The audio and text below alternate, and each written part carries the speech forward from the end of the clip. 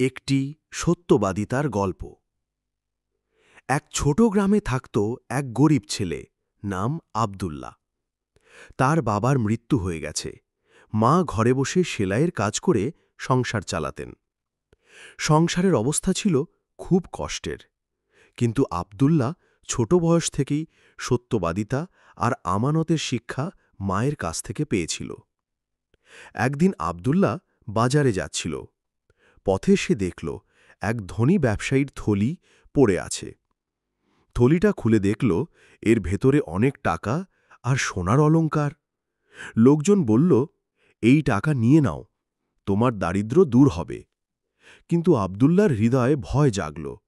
সে মনে করল, আল্লাহ সব দেখছেন, হারানো জিনিস ফিরিয়ে দেওয়া এক বড় আমানত। সে থলিটা হাতে নিয়ে ব্যবসায়ীর দোকানে পৌঁছে দিল। ব্যবসায়ী প্রথমে অবাক হয়ে তাকিয়ে রইল, পরে আবেগে কেঁদে ফেলল।